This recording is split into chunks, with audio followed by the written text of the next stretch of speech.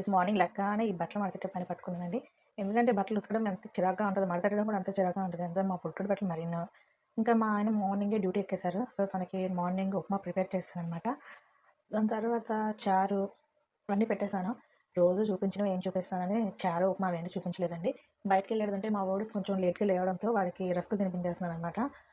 పాలల్లో 3 రస్కులు వేసేసి పెట్టేస్తే వాడు చక్కగా తినేస్తాడు. ఎందుకంటే మా వోడు ఈరోజు లేసేసరికే 10 అలా అయిపోయింది. ఇంకా వాడికి ఇడ్లీ గాని, ఏం గాని పెట్టినా సరే వాడు తినడు. ఒకవేళ తిన్నా సరే 12 వరకు తింటాడు. ఇంకా ఆఫ్టర్‌నూన్ ఫుడ్ తినడు. అందుకోసమని నేను లైట్ ఫుడ్ పెడతాననమాట. రస్కులు పెట్టేస్తే మిల్క్ కంటెంట్ కూడా వెళ్తది కాబట్టి రస్కులు పెట్టేస్తున్నాను. మార్నింగే పిల్లలు ఎక్కువగా తినలేము అన్నప్పుడు ఇలా రస్కులు పెట్టేసామనుకోండి, వాళ్ళకి కడుపు నిండుగా ఉంటది. ఇంకా పాలు తాగని పిల్లలు కూడా ఇలాగ పెట్టడం వల్ల పాలు ఎళ్తాయి, ఇంకా అది ఎళ్తాయి. ఇంకా నేను టిఫిన్ తీసుకువెళ్ళి మా ఆయనకి ఇచ్చేస్తాను. స్పూన్ పెట్టి ఇచ్చేస్తే ఆయన తినేస్తారనమాట. ఇంకా రస్కులున్నాయి కదా! దాన్ని నేను చల్లార్చేసేసి మా బుడ్డోడికి తినిపించేస్తాను. ఎందుకంటే అది మెత్తగా ఉండడం వల్ల వాడు చక్కగా తినేస్తాడండి. ఇలా మెత్తగా చేసి పెట్టడం వల్ల చల్లారబెట్టేసి మా ఆయనకి టిఫిన్ ఇచ్చేసి నెక్స్ట్ వాడికి తినిపించేస్తాను. అది సెలగలా అలా కన్సిస్టెన్సీ వస్తదనమాట. దాని తర్వాత ఇంక చూడండి గిన్నెలు, ఎన్ని గిన్నెలుంటాయండి బాబోయ్! నేను, మా ఆయన, మా బుడ్డోడే ఉంటాం గానీ, అవి ఎందుకన్ని గిన్నెలవుతాయో నాకే అర్థం కాదండి. 3 పూటలకి 3 పూటలు తోముతాను. అయినా సరే నాకు అన్ని గిన్నెలు కనిపిస్తాయి. అవి ఎందుకు కనిపిస్తాయో, ఏంటో నాకస్సలు అర్థం కావండి. ఇంకా ఆ గిన్నెలన్నీ తోమేసిన తర్వాత ప్లాట్‌ఫార్మ్ అంతా నీట్‌గా అలా వైప్ చేసేస్తాను. దానివల్ల నీట్‌గా ఉంటది. కిచెన్ గందరగోళంగా ఉంటే ఏం చేయాలో కూడా అర్థం కాదు. నెక్స్ట్ అనమాట పాలు మరగబెట్టేస్తాను. ఈరోజు కొంచెం లేట్ అయిపోయింది పాలు మరగబెట్టడం. కాబట్టి ఒకవైపు పాలు మరగబెట్టేసి మాకు మంగళవారం సంత అవుతదండి. ఆ సంతలో నేను గ్రీన్ పీస్ కొనుక్కున్నాము. మా ఆయన తినడు, నేను తింటాను. దాన్ని నీట్‌గా వాష్ చేసి కొంచెం ఉడకనిచ్చేసి దాన్ని ఫ్రిడ్జ్‌లో స్టోర్ చేసేస్తే ఒక 1 వీక్ అయినా అవి స్టోర్ ఉంటాయండి. సో, ఆ 2 అలా పక్కన పెట్టేసి నెక్స్ట్ అనమాట మా బుడ్డోడు పడుకున్నాడు. పడుకోబెట్టేసి ఇంకా నేను గుత్తి వంకాయ చేస్తాను. నేను చాలా సింపుల్‌గా వంటలు చేసేస్తానండి. ఓ హడావిడి పడను. మా ఆయన కూడా చక్కగా తినేస్తాడు. సో, గుత్తి వంకాయలు చేస్తాను. అంటే నాకు ఏది ఈజీగా అనిపిస్తే నేను ఆ విధంగా నేను చేసుకుంటానండి. పర్లేదు వావ్! సూపర్‌గా వస్తాయని చెప్పను గానీ, తినే విధంగా వస్తాయి. మీరెవరైనా వంటల కోసం నా ఛానెల్ నాకు ఛానెల్ చూడాలి అనుకుంటే చూడొద్దండి. ఎందుకంటే నేను వంటలు అంత ఎక్స్‌పర్ట్‌ని కాదు కాబట్టి, నాకు ఏ విధంగా వచ్చో నేను ఆ విధంగా వండుకుంటానండి. అందుకే నేను లైట్ లైట్‌గా చూపిస్తాను. సో, వాటిని వంకాయల్ని 4 విధాలుగా ఘాట్లు పెట్టేసి ఉప్పు నీటిలో వేసాను. దాని తర్వాత మసాలా ప్రిపేర్ చేస్తున్నాను. ఒక 2 ఆనియన్స్ కట్ చేసి మిక్సీ గిన్నెలో వేసేసి దాని తర్వాత ఇంకేటుంటాయండి పచ్చిమిర్చి, టమాటీస్, తర్వాత దాల్చిన చెక్క, లవంగా అవన్నీ ఏస్తాను. అంతే 2 ఆనియన్స్ ఏసి దాని తర్వాత టమాటా కూడా వేసాననమాట. ఇంకా పచ్చిమిర్చి హ్మ్. ఇంకేటేసానంటే స్టార్ ఫ్లవర్ ఏసాను. హ్మ్. దాల్చిన చెక్క, లవంగం, షాజీరా అవన్నీ మసాలా దినుసులుంటాయి కదండీ! అంటే ఏం లేదు కొంచెం మసాలా ఫ్లేవర్ వస్తదని. అబ్బా! ఎంత మంచి ఫ్లేవర్, ఎంత మంచి టేస్ట్ వచ్చిందో. అంటే మా బుడ్డోడు పడుకున్నాడని నేను ఎంత ప్రాసెస్ చేశానండి.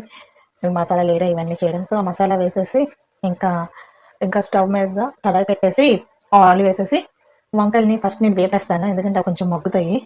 మా ఆయనతో ఏంటంటే ఆయన మూడికెళ్ళి తింటారనమాట. మూడికెళ్ళి తీసి గుత్తి వంకాయ చేయాలంటే చేయలేం కదా! అందుకే ముందుగా వాటిని ఫ్రై చేసేస్తాను. ఆయిల్‌లో బాగా మగ్గిపోతాయి కాబట్టి. ఇంకా మేము బయటకి వెళ్ళే పని కూడా ఉంది. అందుకే స్పీడ్‌గా చేసేస్తున్నాను. అంటే మా బుడ్డోడి బర్త్‌డే ఉందనమాట. ఇంకా బర్త్‌డే షాపింగ్ చేయాలి. అందుకోసమని స్పీడ్‌గా చేసేస్తున్నాను. సో, వంకాయలని మగ్గబెట్టేసి అంటే అవి జాగ్రత్తగా కలపాలండి. లేకపోతే అవి వీడిపోతాయి. ఎందుకంటే మనం కట్స్ పెట్టాం కాబట్టి. ఆ క్యారెట్స్ ఉన్నాయి కదా! ఆ క్యారెట్స్‌ని కట్ చేసి స్టోర్ చేసేస్తాను. ఇంకా నేను ఇందాక ఉడికించాను కదా! ఆ గ్రీన్ పీస్‌ని కూడా డబ్బాలో తీసి ఫ్రీజర్‌లో పెట్టేస్తాను. అంటే వెజిటబుల్ బిర్యానీ అవి చేసినప్పుడు ఉపయోగపడతాయి కాబట్టి.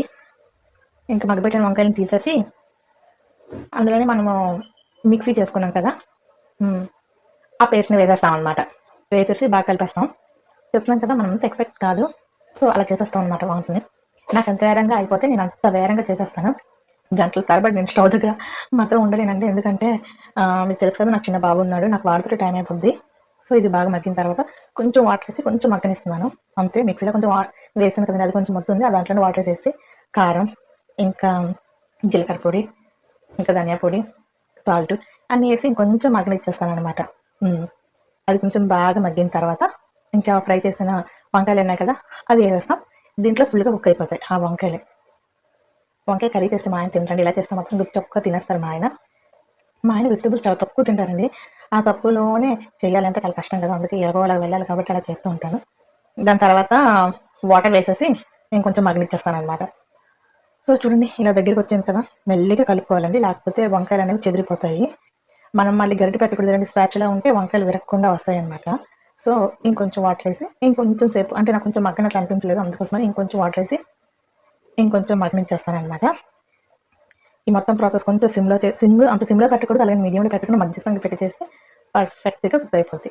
సో అయిపోయింది మన గుత్తి వంకాయ. ఇంతలోపు మా బుడ్బుడు ఇంకా లెగలేదని నేను ఈ క్యారెట్ అనమాట తొక్కు తీసి స్టోర్ పెట్టేస్తాను. ఇంకా వాడు పడుకున్నాడు అనమాట. సో వాడు పడుకున్నాడు కదా, ఎందుకులే వాడిని డిస్టర్బ్ చేయడం అనుకొని నేను తొక్కలు తీసేస్తున్నాను. ఇంకా చుట్టాలు కూడా వచ్చేస్తుంది, వాళ్ళు రేపు వస్తారనమాట. సో ఆ బ్లాగ్స్ అన్నీ మీకు ముందు ముందు వస్తాయి. ఇలా క్యారెట్ని మొత్తం తొక్కు తీసేసి కట్ చేసేసి నేను ఫ్రిడ్జ్లో పెట్టేస్తాను. సో ఎప్పటికప్పుడు చేసుకుంటే హెల్దీ అనండి, కాకపోతే నాలా చిన్నపిల్లలు ఉంటే అప్పటికప్పుడు కోసుకొని అప్పటికప్పుడు చేసుకోవాలంటే చాలా కష్టం. ఇలా అయినా సరే ఏం హెల్త్ పాడైపోతుంది. అయినా మనం అంత పెద్దగా ఏం చేయట్లేదు కదా, హెల్త్ పాడైపోయే విధంగా స్టోర్ చేసుకోవడానికి తప్పేయట్లేదు కదా, మనం ఏం నెల తరబడి స్టోర్ చేయట్లేదు, వీక్స్. సో అలా అయ్యాయి అనమాట. వాటన్నిటిని నేను జిప్లా కవర్, అవి కూడా నేను మీషోలోనే తీసుకున్నాను, జిప్లా కవర్లో పెట్టేసి ఫ్రీజర్లో స్టోర్ పెట్టేస్తాను అనమాట. అలా స్టోర్ మొత్తం ఫ్రీజర్లో పెట్టేస్తాను, 1 వీక్లో దాన్ని వాడేస్తానండి.